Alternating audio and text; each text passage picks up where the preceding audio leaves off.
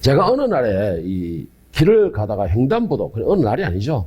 제가 이제 시장 앞에 횡단보도를 건너가려고 대기를 하고 있었는데, 저는 이제 전에 말한 것처럼 사람이 조금 그래서 내가 항상 맨 뒤에서 가 있어요. 뒤떨어져가지고 구석이 처박혀 있는데, 그래 신호 바뀌면 앞으로 나가고 하는데, 어느 날에는 이렇게 딱 앞을 봤는데 정말 나이가 많아 보이는 할머니 한 분하고 조금 젊어 보이는 여성 한 분이 있더라고요. 젊은 여성이.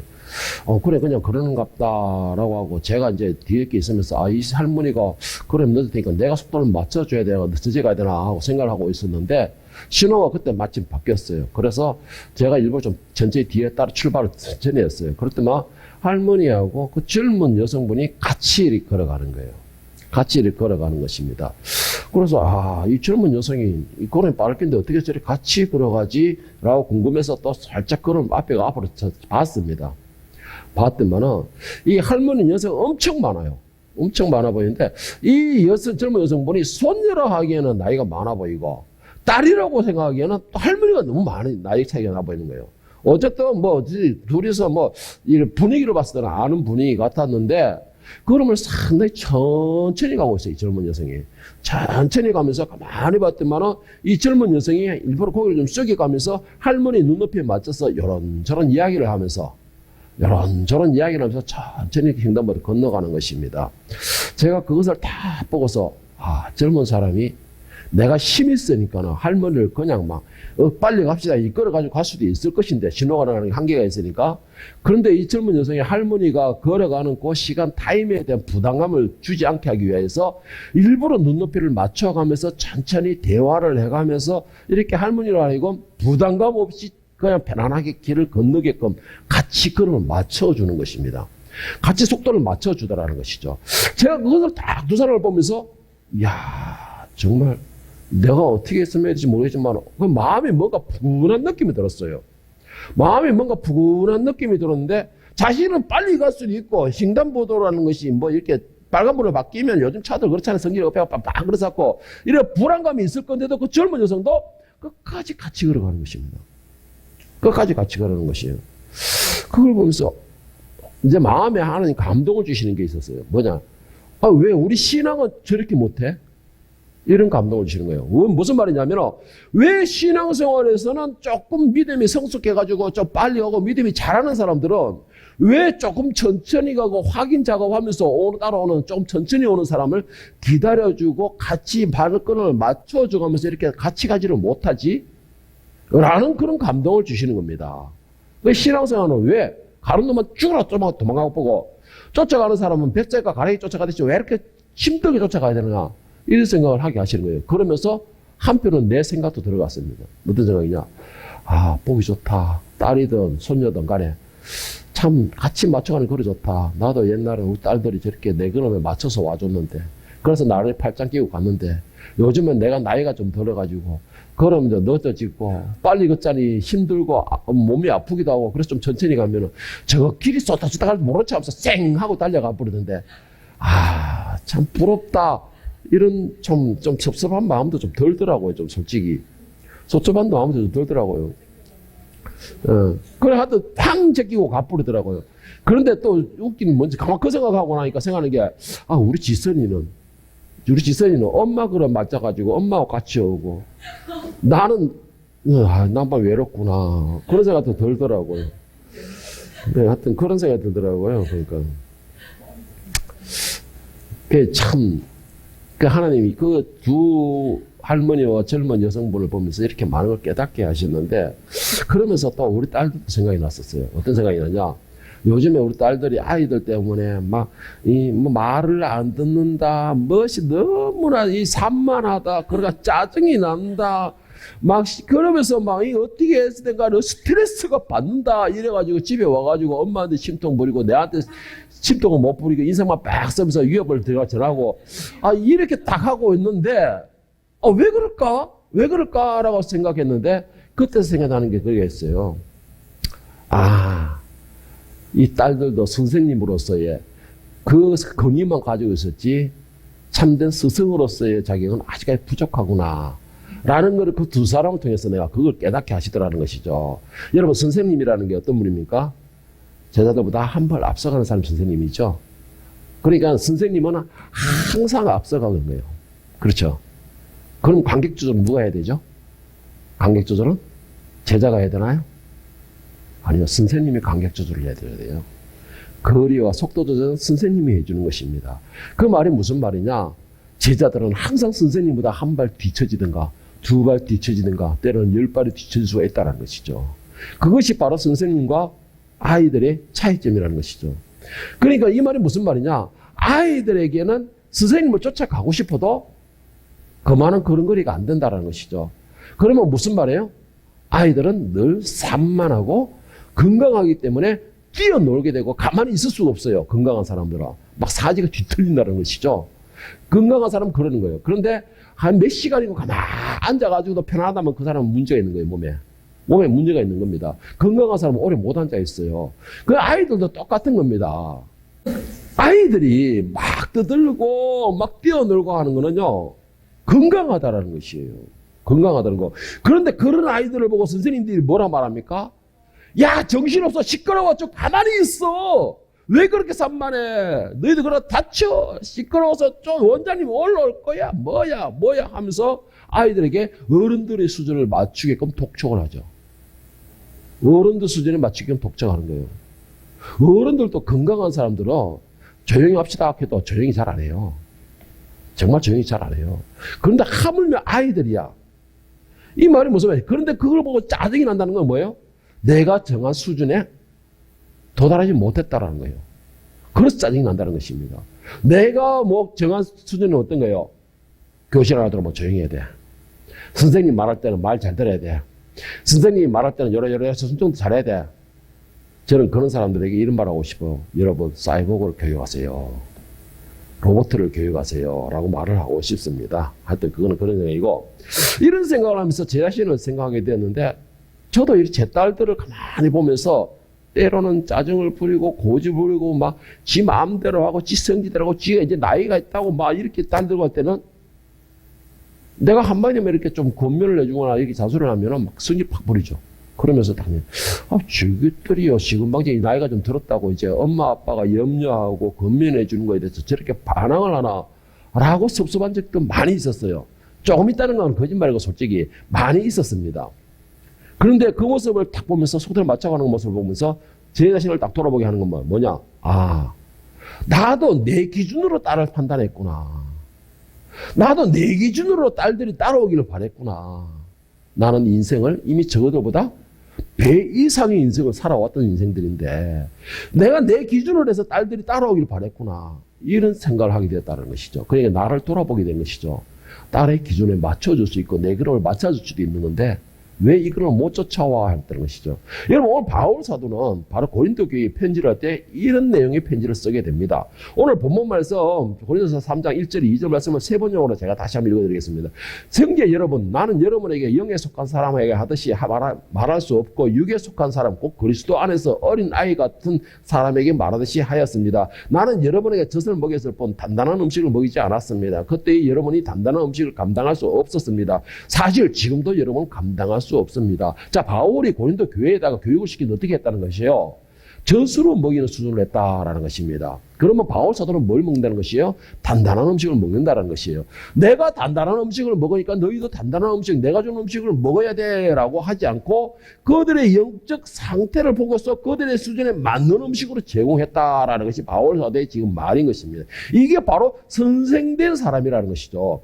아무리 좋은 음식이라 할지라도 아무리 5성급 특급 호텔의 음식이라 할지라도 그 음식을 소화할 수 있어야지만 그 음식이 맛있는 음식이 되는 것입니다. 바울 사도가 만약에 나는 너희들에 비해서 영적 권능도 엄청나고 누구나 어떤 셋째 하늘까지 올라갔던 경험을 한 사람이고 내 말 한마디 죽은 사람도 살릴 수가 있고 병든 자들이라고 귀신 떠나가는 이런 사람이야. 이런 능력인 게야. 호텔로 따지면 5성급 호텔의 음식을 너희들은 제공하고 있어. 그러니까 너희들은 이 5성급 호텔 고급 음식을 먹는 사람으로서 빨리 성장해야 돼. 내가 목표하는 성장에 하루만큼 팍팍팍팍팍 눈에 보이도록 성장을 해야 돼. 이렇게 해야지만이 내 능력에 맞는 사람의 음식을 먹은 것에 증명이 되는 거야. 이렇게 해야지만이 능력 많은 나 같은 사람의 복음을 받았다라는 것을 너희가 자랑할 수 있고 나도 자랑이 되는 거야. 이렇게 말을 했다면 어떻게 됐을까요? 그렇다면은 그것을 소화해낸 사람이 아무도 없었을 것입니다. 왜? 바울의 경지는 누구도 따라갈 수 없는 경지였어요. 그런데 내 수준에 맞는, 내가 이렇게 높은 수준이 있는 내가 너희를 교육했기 때문에 너희도 그만큼 따라와야 돼. 여러분, 그건 이기적인 것이죠. 바울은 만약에 그런 수준이었으면 그는 위대한 서도가 되지 않았었을 겁니다. 그런데 바울은 어떻게 했어요? 그들의 수준에 맞게끔, 또 속도도 그들의 템포에 맞게끔 눈높이에 맞춰서 전해주었다라는 말이, 내가 너희를 단단한 음식을 주지 않고 젖을 주었다라는 말의 그것입니다. 그러면 결론적으로 반대로 보면 뭐냐면요, 스승이라는 사람은 제자의 그 상태, 제자의 그 성장 상태도 파악할 수 있어야 된다는 것이죠. 그래야지만이 엄마가 아이들에게 처음에는 젖을 먹였다가 어느 정도 성장하고, 보고서 딱 먹었을 때, 이제는 이유식을 먹였다가, 이유식을 먹이고 나는데, 이유식을 했다가 막 죽을 먹이고, 그 다음에 밥을 먹이듯이, 그 아이의 성장 상태를 봐야 되는 거예요. 그게 스승의 의무이자 도리인 것입니다. 바울은 지금 고린도 교회나 자기가 가르친 교회에 대해, 복음을 전했던 교회에 대해 계속해서 그것을 보고 있었다라는 것이죠. 그리고는 거기에 맞는 음식을 제공해 줬다라고 바울은 지금 말하고 있습니다. 여러분, 성경에서 눈높이 교회의 가장 대표적인 인물이 바로 예수님이십니다. 예수님은 모든 복음을 비유로 하셨다고 그랬어요. 비유로 하셨다고 했는데, 많은 사람들이 쫓아다니고 많은 사람들이 예수님의 말씀을 들었지만 예수님의 그 복음의 진리를 깨닫는 사람은 그리 많지 않았습니다. 하다못해 계속 숙식을 같이 했던 그 제자들조차도 예수님의 복음을, 그 진리를 깨닫지를 못했어요. 그래서 때로는 이 제자들이 예수님 앞에 나와가지고 따로 개인 레션도 받을 정도로, 그런 식으로 이 예수님은 비유로 말씀하셨고 제자들은 깨닫지를 못했는데, 제자들이 따로 물어오는 그 제자들을 향해 예수님은 한 번도 책망하지 않으셨어요. 한 번도 책망하지 않으시고 오히려 그 수준에 맞게끔 다시, 어쨌든 제가 보면 성경에 기록된 거 있어. 이것들이 그러다가 예수님을 몇 년 쫓아다니고 나면서부터 유대 율법을 익혔던 사람들인데 이 정도도 몰라서 물어봤어? 이런 대목도 많이 있어요. 제가 보기대로. 너 정말 어린아이 수준도 안 되네, 너 제자라면서. 때로는 네가 가장 사랑받는 제자라면서 이것도 몰라가 묻고 있어? 이런 정도로, 그런 정말 기본적인 상식도 예수님께 물어보는데 나와요. 그런데도 예수님께서는 어떻게 하시냐? 네가 3년이나 나를 쫓아다니면서 아직도 이걸 몰라가, 이 기본적인 것도 몰라가 내한테 묻고 있어? 네가 6살이나 되었으면서도, 네가 7살이나 되었으면서도, 네는 학생이면서도 이것도 몰라가지고 이렇게 하고 있어? 한 번도 그렇게 하지 않으셨다는 것이에요. 한 번도 그렇게 하지 않으셨어요.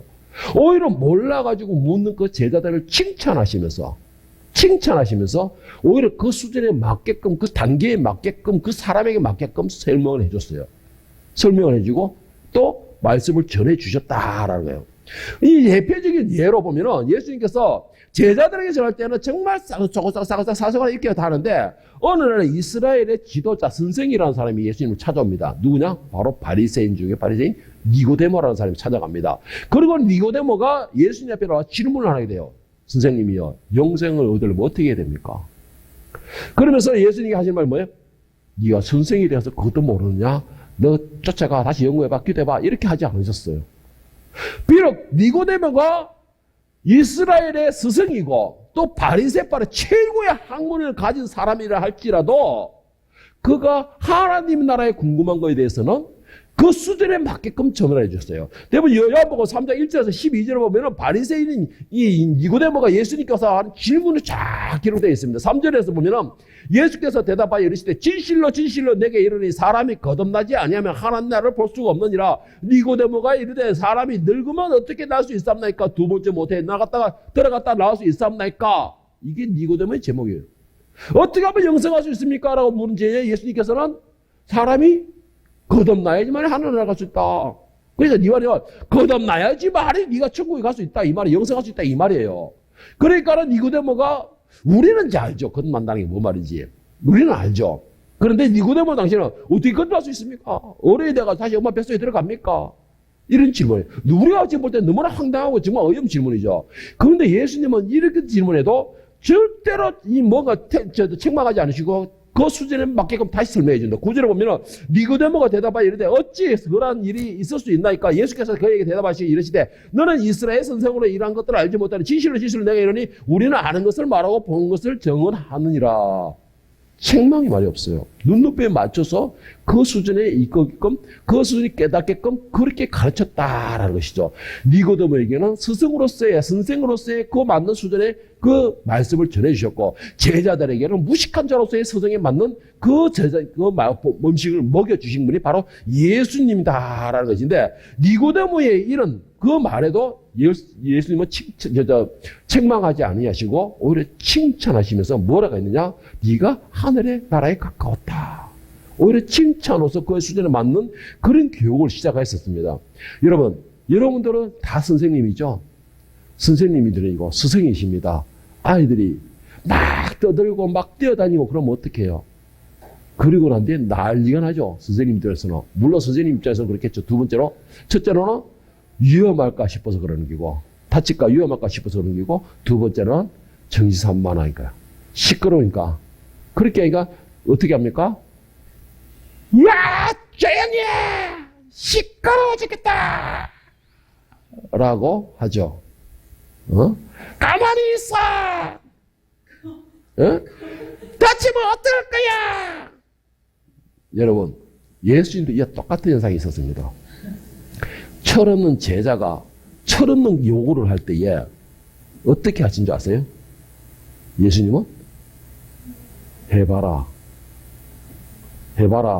마태복음 14장 24절 33절에 보면 무슨 장면이냐면 예수님이 무리를 걷는 장면을 봅니다. 무리는 장면을 건너요. 풍랑 가운데서 무리에 거의 물체가 되어오니까 제자들이 놀래가 귀신이 당할 때 예수님이 뭐랬어요? 너희 두려워하지 말라. 그러니까는 정말 나는 이 베드로를 보면 철딱선이 없다고 생각이 들어요. 이 철딱선이 없는 베드로가 어떻게 건의를 한 줄 아세요? 27절에 보면 예수께서 적시 이르시되 안심하라 너희 두려워하지 말라. 베드로가 대답하여 이르되 주여 만일 주님이시면 나를 명하사 물 위로 오라 하소서 하니. 참 철딱선이 없죠. 보면은 참 철딱선이 없어요. 풍랑이 불고 있는데 물 위로 오라 하니. 자, 그러니까 예수님께서 오라 하시니 베드로가 대답하여 베드로가 배에서 내려 물 위로 걸어서 예수께로 가되 바람을 보고 무서워 빠져가는지라 소리질러 이르되 주여 나를 구원하소서 하니 예수께서 즉시 손을 내밀어 그를 붙잡으시며 이르시되 믿음이 작은 자여 왜 의심하니 하시고 배에 함께 오르니 바람이 정져. 자, 그래서 여러분에게 비교를 해볼게요. 여러분들에게 비교해 볼게요. 자, 예수님께서 베드로가 물에 빠질 줄 몰랐을까요? 저는 알았다고 봅니다. 알았다고 봐요. 분명히 저 물에 빠진다. 그런데도 베드로가 물 뒤로 오라 하소서 하는 철떡선이 있는 행동하니까 예수님 뭐라 해요? 오라 그러면. 네가 물에 빠질 것 같지만 오라. 왜 오라 했을까요? 예수님이 계시기 때문에. 예수님이 계시기 때문에. 그리고 또 한 가지 중요한 게 있어요. 철없는 제자는 경험을 해봐야 안다라는 것이죠. 경험을 해봐야 궁금증이 없고 경험을 해봐야 믿음이라는 것이 생기게 되는 것입니다. 그러니까 예수님은 철없는 요구라도 해봐라는 것이죠. 믿음이 있어가지고 해봐라. 여러분들은 어떻게 합니까? 막 떠들고 그러면 막 뛰어다니고 그러면 해보지도 않고 다쳐보지도 않았는데 다쳐! 내 수준이죠. 그런데 이 아이면 이렇게 해볼 수도 있지 않을까요? 뛰어다니는데 너무 발악하듯이 뛰어다니지는 말어. 이해를 못해요. 예수님의 이 말은 제자의 이 철없는 기도에도 해봐라 너희 원대로. 해보고 스스로 깨달아라. 믿음이 없으면 이런 현상이 벌어진다라는 것입니다. 여러분 예수님께서는 그리고 또 중요한 것이 있어요. 여러분 스승으로서 가장 중요한 핵심적인 내용입니다. 예수님은 말로서 교육하지 않았습니다. 말로서 교육하지 않았어요. 그럼 어떻게 교육했을까요? 요한복음 13장 4절에서 15절에 보면 예수님이 교육하는 장면이 나옵니다. 그런 장면인데 저녁 잡수시던 자리에서 일어나 겉옷을 벗고 수건을 가져다가 허리에 두르시고 이에 대야에 물을 떠서 제자들을 발을 씻기시고 그 두르신 수건으로 닦기를 시작하여. 이 말이 무슨 말이냐?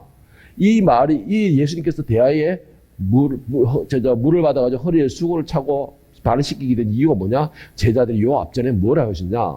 예수님과 함께 예수님이 이제 십자가에 지식도 있다는 심각한 이야기를 했는데 저거는 무엇을 했냐면 내가 누가 높니? 내가 위에 올라가니? 내가 더 중요하니? 이거 가지고 논쟁을 벌이고 있었던 것입니다. 예수님이 이제는 예수님이 해야 할 그 십자가를 지고 하늘의 영광을 받아야 된다는 것을 이들은 어떻게 되느냐? 이제는 육체적으로 나라를 회복한다는 개념을 착각인 것이에요. 그러니까는 자리 다툼을 하고 있었던 겁니다. 그래서 예수님께서 야 자리 다툼을 하는 게 아니고 내가 십자가에 죽는단 말이야. 이 철딱선이 없는 것들아. 이렇게 책망을 하신 게 아니고 보여주신 것입니다. 뭐예요? 너희가 높이 되기를 원하냐? 이건 누구나 욕심이죠. 너희가 잘 되기를 원하냐? 이건 누구나 욕망입니다. 그러려면은 이렇게 해야 된다라고 보여주시는 거예요. 뭐예요? 너희가 섬겨라. 너희가 먼저 숙여라. 너희가 먼저 보여주라. 그리고 13절에 하시는 말씀이 너희가 나를 선생이라 또는 주라 하니 너희 말이 옳도다. 내가 그러하다. 내가 주와 또는 선생이 되어 너희 발을 씻었으니 너희도 서로 발을 씻어주는 것이 옳으니라. 내가 너희에게 행한 것 같이 너희도 행하게 하려 본을 보였노라. 여러분 스승의 참된 모습은 뭔지 아십니까? 먼저 보여주는 것이에요. 부모님의 참된 모습은 뭔지 아십니까? 그들의 인생을 자녀들에게 보여주는 것입니다. 선생님의 참된 모습은 뭔지 아십니까? 명령하는 것이 아니고 이렇게 하면 다친다는 걸 보여주는 것이고 이렇게 하면 안 된다는 것을 보여주는 것이에요. 제자들에게. 말로 하는 것은 명령이죠. 이거는 군인들에게는 하는 것입니다. 그러나 제자들에게는 내가 보여주는 것입니다. 이렇게 하면 이런 현상이 벌어진다는 걸 보여주는 것이에요. 그래서 앞선 사람들은 조금만의 여유가 필요하다는 것입니다. 조금만의 여유가 필요하다는 것이 앞선 사람들은. 앞서가는 사람들의 모습을 대부분을 보면 뒤로 안 돌아봐요. 뒤로 안 돌아봅니다. 자기의 갈 길만 앞만 쭉 보고 합니다. 제자들에게도 뭐 유치원 선생님들이야 뭐 뒤로 보고 막 사방팔방한 선생님도 있어도 뭐 그런 거 있지만은 대부분의 앞서가는 사람들을 보면은 뒤로 안 돌아봐요. 제가 어떻게 안 좋아하세요? 우리 교회 마치고 예배 마치고 딱 가보면은 저 맨 뒤에 우리 사모님하고 지선이하고 발맞춰 중간에 내가 가고 맨 앞에 저 유치원 선생님 둘이 갑니다. 유치원 선생님 둘이 가는데 출발하면서 시작해서 집에 도착할 때 뒤로 안 돌아봐요. 뒤로 안 돌아봐요. 뒤도 안 돌아보고 뒤에 뭐 아빠가 뭐 이 심덕에 가는지 어부에 가는지 관심도 없이 저렇게만 갑니다. 뒤로 돌아보다 딱 한 번 있죠. 횡단보도 지로 걸렸을 때. 그때도 가끔 쳐다봅니다. 그리고 왜 빨리 안 오냐 그러고. 호떡 사 먹을 때. 여러분 이거 앞서가는 사람들이 잠시만 시간을 주고 쓰고 잠시만 뒤로 한번 돌아보세요. 그럼 어떤 현상이 보이는지 아십니까? 어떤 현상이 보이는지 아세요? 그 앞에 가는 스승님의 뒤를 쫓아가겠다고 제자들은 땀을 뻘뻘 흘리면서 온 힘을 쏟아가면서 쫓아가고 있습니다. 온 힘을. 그런데도 스승님의 그 넓은 발걸음은 못 따라가요. 못 따라갑니다. 제자들이 죽으라고 이 땀을 뻘뻘 흘리면서 정말 이 뭐 온갖 힘을 노력을 다해서 쫓아가지만은 선생님과 나와의 거리는 점점 더 멀어집니다. 왜 그럴까요? 앞에 가는 선생님이 뒤를 안 보거든. 그냥 말만 하고 가는 거예요. 말만 하고. 잘 따라오고 있지? 잘 따라오고 있지? 내 발자국만 밟고 따라오면 돼. 여러분, 뱁새가 황소를 쫓아가려면 어떻게 되는지 아세요? 가래에 찢어집니다. 왜 그럴까요? 가래에 안 찢어지고 갈 수 있는 방법이 있어요. 황새의 다리가 길죠? 한 번 걸으면 뱃새에 10배를 걷죠. 그러면 황새가 보폭을 줄이는 거예요. 보폭을 줄이는 것입니다. 뱁새가 황새의 발자국을 쫓아가려면 가랭이가 찢어지게 되는 거예요. 그런데 황새는 뱁새 보고 뭐랍니까? 내가 이렇게 천천히 가고 있는데 왜 그것도 못 따라와?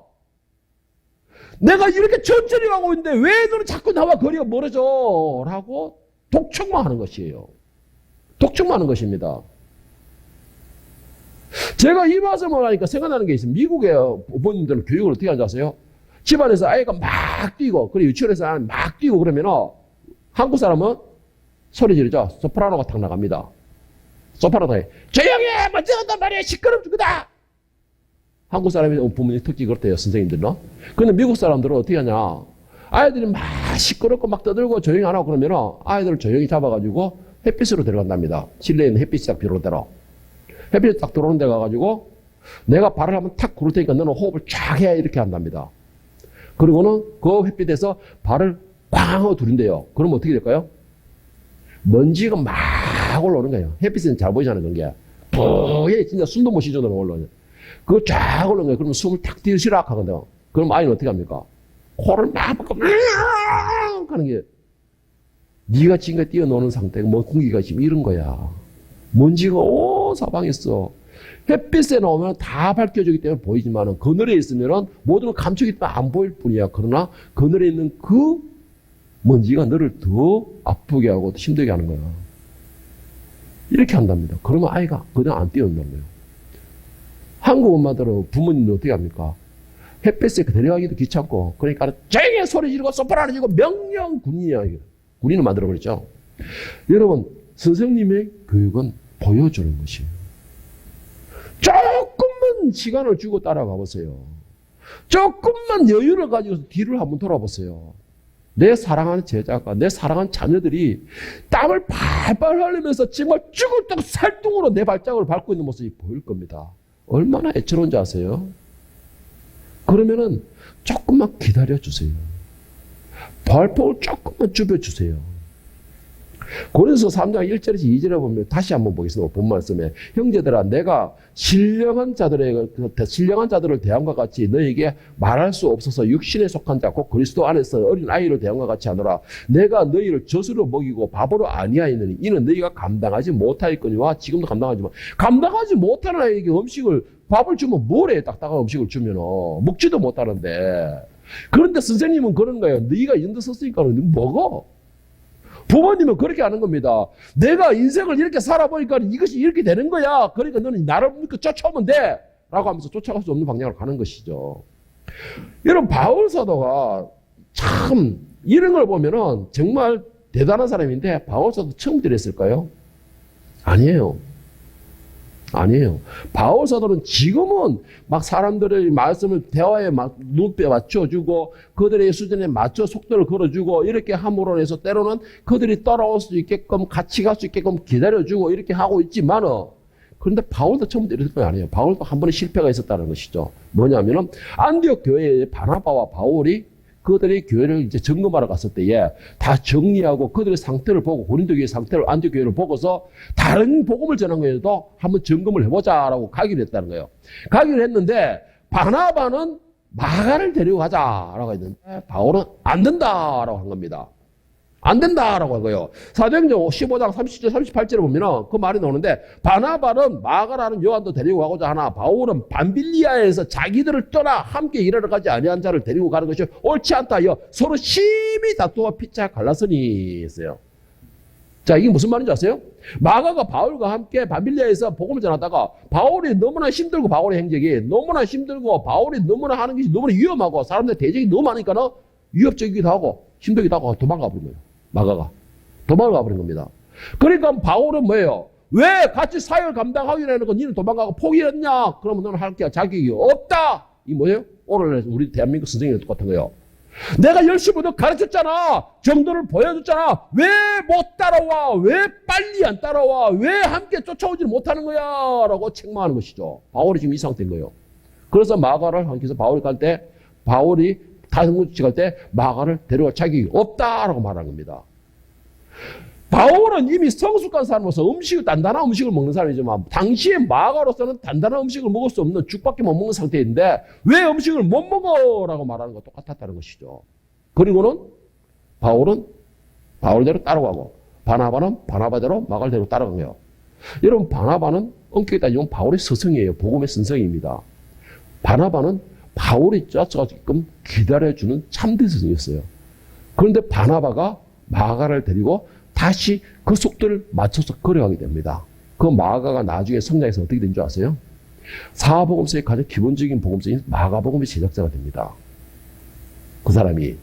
그리고는 바울이 나중에서야 로마 가면서 깨닫고 마가와 화해하고 회복하는 그런 역사가 일어나게 되는데 여러분, 이게 내가 제자들을 봤을 때 지금은 너무나 어려요.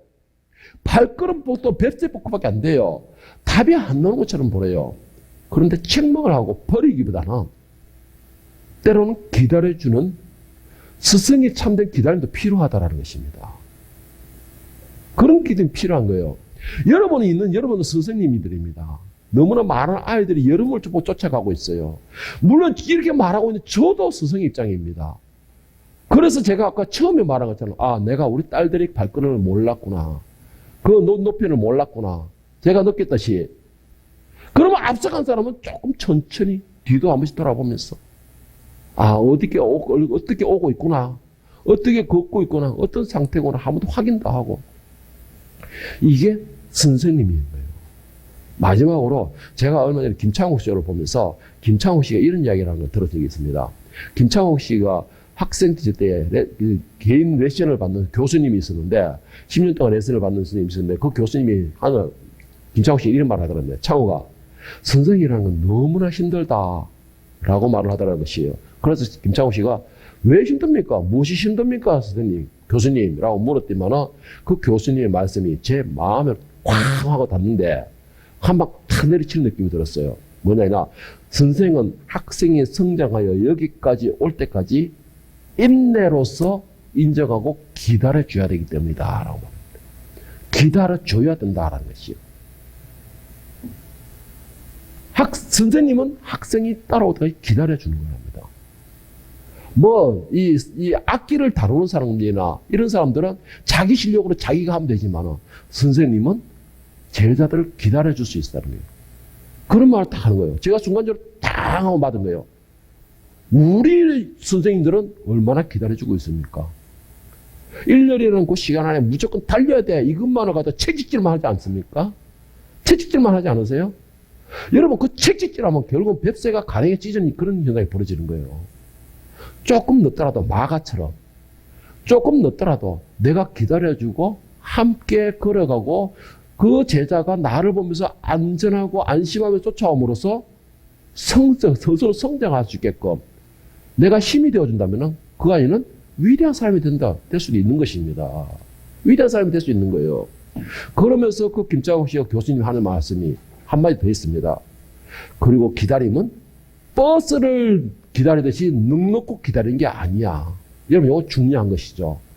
버스는 뭐예요? 내가 무슨 짓을 하다가 시간 되면 오는 거죠. 그렇게 기다림이란 제자를 기다리는 거는 내가 버스를 기다리지 그렇게 기다리는 게 아니야.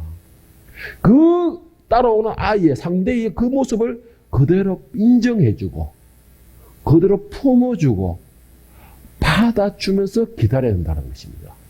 그 말이 무슨 말이냐? 아이들이 쫓아오면서 쫓아올 때에 그가 바른 길을 못 따고 엉뚱한 짓을 하더라도 잠시 이렇게 가르쳐주면서 토치해주면서 이런 식으로 관심을 쏟아준다는 것이에요. 관심을 쏟아주면서 올 때까지 기다려주는 것입니다. 그냥 버스 기다리는 것은 네가 오든지 말든지 올 때까지만 내가 거기 있으면 돼. 이게 아니고 그 아이가 힘들어서 때로는 오면서 힘들어서 앉아있더라고. 아, 그래서 자는 연약해서 좀 쉬어야 돼. 이걸 인정해 준다는 것이에요. 그 아이가 막 오다 꽃을 보면서 주저앉아 있으면 아, 저 아이는 관심이 많은 아이기 때문에 아, 저거 순간을 기다려줘야 돼. 그 모습을 인정하고 품어주면서 기다려야 된다는 것이에요. 그래서 스승이 어렵다라고 말을 한다는 것입니다.